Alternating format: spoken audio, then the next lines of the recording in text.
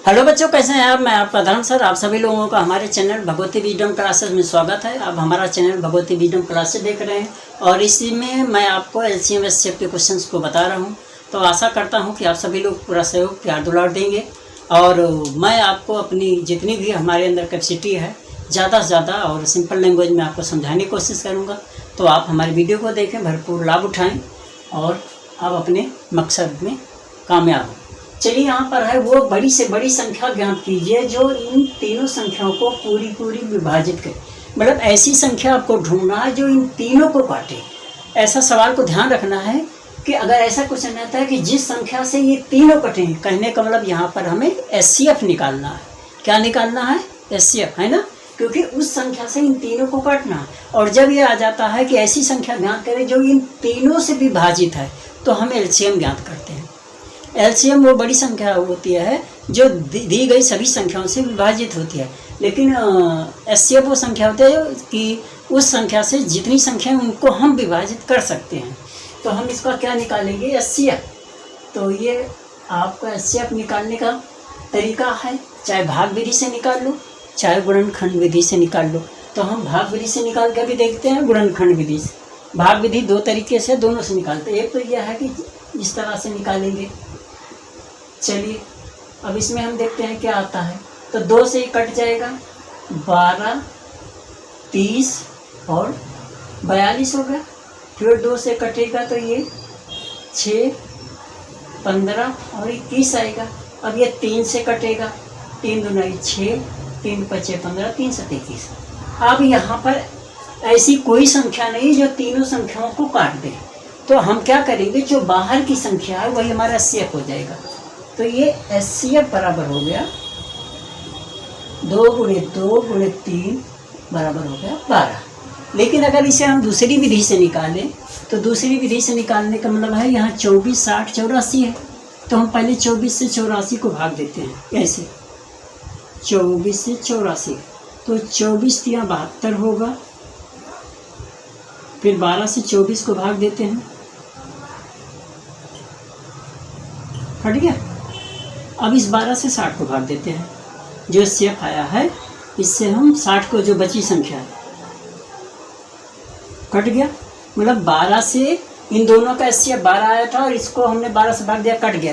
तो यहाँ भी एचसीएफ क्या आ गया? बराबर 12। ये आंसर हो गया और इधर ये भी आंसर है। तो ये देखिए, एक ही क्वेश्चन को दो तरीके से किया गया। तो आशा करता हूँ कि आपको समझ में आ गया होगा क्वेश्चन। चाहे इस तरीके से निकालिए, चाहे इस तरीके से आराम से निकाल सकते हैं। अब हम इसको निकालते हैं। तो देखो, ये हम 25/02 से भाग देंगे 36, 5, 54 को, एक ही बार जाएगा तो 2502, ठीक है। अब इसको हम भाग देंगे तो ये कितनी बार जाएगा? 4 में से 2 गया 2, 5, 6 में से 5 गए 1 और 1। इससे 2500 दूना, तो ये 2 बार में जाएगा। 2 दूना 4, 2 पंचे 10, 2 1 कम 2 1 3, ठीक है। 8, 9 का 9 हो गया। 8 यहाँ 4 में से 3 गए 1, ठीक है। अब इससे भाग देंगे 1152 को, तो ये 205 में जाएगा। 5 8 40, 5 9 45, 4 49, 5 1 5 9, 2 15 में से 9 गए 6, 10 में से 9। इससे 198 को भाग देंगे, 162, 6 9 में से 6 गए 3। 36 से 162 को भाग दो, 3 पचे 15, ज़्यादा हो जाएगा, 4 बजाय 4 6 24, 4 3 बराबर 14। अब इससे 18 से हम भाग दे देंगे 36 को, कट जाएगा 36, ये कट गया। अब इस कट गया तो इसका एचसीएफ क्या बन गया? 18, मतलब इसका एचसीएफ आ गया 18।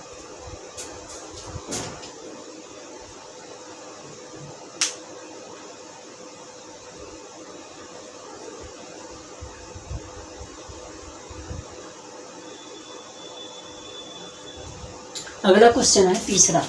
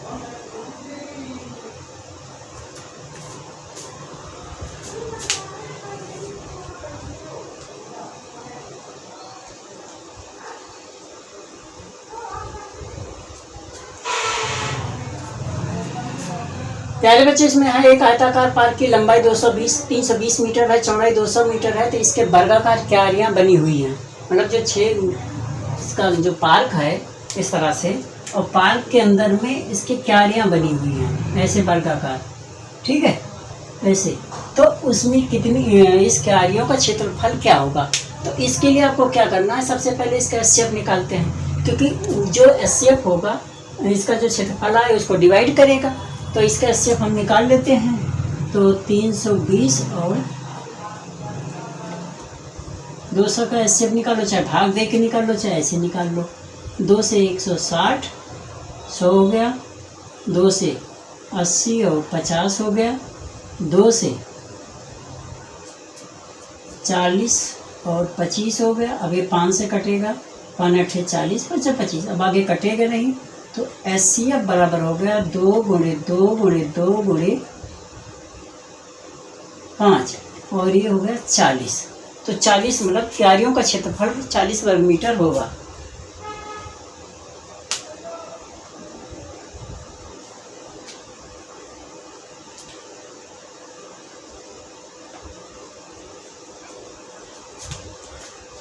सॉरी, इसका मतलब जो इसकी जो भुजा आएगी क्यारियों की, तो क्यारियों की भुजा की माप, क्यारियों का क्षेत्रफल नहीं, क्यारियों की माप क्या है? तो भुजा की माप बराबर 40, ठीक है, ये आंसर होगा।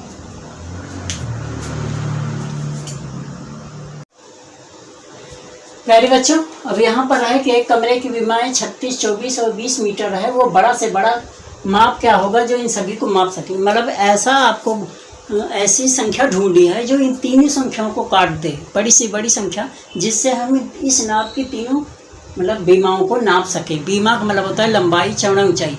तो ऐसा कौन सा मेजरमेंट है या कौन सा नाप है जिसके जरिए हम तीनों को नाप सकें, ना कम हो ना ज़्यादा हो? तो इसमें ऐसी कंडीशन में हमेशा हम एचसीएफ निकालते हैं। तो इसका एचसीएफ जब निकालेंगे तो एचसीएफ भाग विधि से निकाल लो, नहीं सबसे आसान तरीका हमने बताया 36, 24 और 20 का एचसीएफ ऐसे निकाल लो। तो 2 से जब काटोगे तो ये 18 आएगा, ये 12 आएगा, ये 10 हो गया, ठीक है। अब 2 से काटोगे फिर तो ये 9 आएगा, और ये 6 आएगा, और ये 5 आएगा। अब इसके आगे कोई संख्या नहीं है जो तीनों को काट सके। इसके आगे कोई संख्या है ही नहीं जो तीनों को काट सके। तो इसका एचसीएफ बराबर कितना हो गया? 2 गुणे 2 और बराबर हो गया 4। यही आपका आंसर होगा। और ये अधिक बड़ी से बड़ी संख्या या बड़ा से बड़ा माप क्या है? 4 मीटर ही आपका आंसर हो गया, ठीक है। इस सवाल में देखते हैं कि 3 आयताकार खेतों का क्षेत्रफल 200 मीटर स्क्वायर, 250 मीटर स्क्वायर है तथा 300 मीटर स्क्वायर। मतलब 3 आयताकार खेत हैं और इन तीनों खेतों का क्षेत्रफल दिया हुआ है अलग अलग, और तीनों खेतों में बराबर नाप की क्या है, क्यारियाँ हैं, जिसकी चौड़ाई 5 मीटर है। मतलब 3 खेत हैं, तीनों में बराबर क्षेत्रफल की क्यारियाँ हैं, प्रत्येक क्यारी की चौड़ाई 5 मीटर है, उसकी लंबाई क्या है। तो क्षेत्रफल, सबसे पहले क्षेत्रफल निकालने के लिए जो तीनों का क्षेत्रफल, मतलब तीनों क्यारियों, तीनों क्षेत्रफल, ये जो खेत हैं उनके जो क्यारियाँ, उनका क्षेत्रफल बराबर है। इसका मतलब अगर हम इसका एचसीएफ निकाल लेंगे तो वो जो है क्षेत्रफल एक ही आएगा। तो हम क्या करते हैं, इसका पहले एचसीएफ निकालते हैं। तो ये है 200, 250, वैसे 300। ओरल में 50 से सब पड़ जाती हैं तो 50 ही आएगा, लेकिन हम निकाल के देखते हैं। 100, 125 और क्या हो जाएगा ये 150। अब 5 से ही कटेगा, 5 से कटेगा, 5 दूनी 10,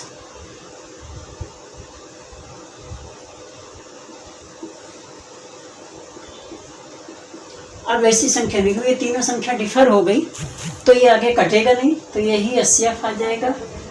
एचसीएफ बराबर 2 गुणे 5 गुणे 5, 25 गुणे 50 मीटर स्क्वायर। ये आपका क्षेत्रफल आ गया। तो क्यारी का क्षेत्रफल बराबर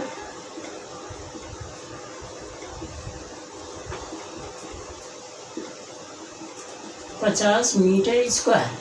क्यारी की लंबाई, क्यारियों की चौड़ाई बराबर है 5 मीटर। तो क्यारियों की लंबाई निकाल लो, लंबाई बराबर हो जाएगा क्षेत्रफल बटा चौड़ाई, और ये है 50 बटे 5, और ये बराबर हो गया 10 मीटर, और ये आपका आंसर हो गया। ठीक है, तो वीडियो आपको पसंद आएगा बच्चों तो चैनल को सब्सक्राइब करें, ज़्यादा से ज़्यादा लोगों के बीच में शेयर करें, और बेल आइकन को प्रेस करना मत भूलें। वीडियो फोन तक जरूर देखें। वीडियो देखने के लिए धन्यवाद।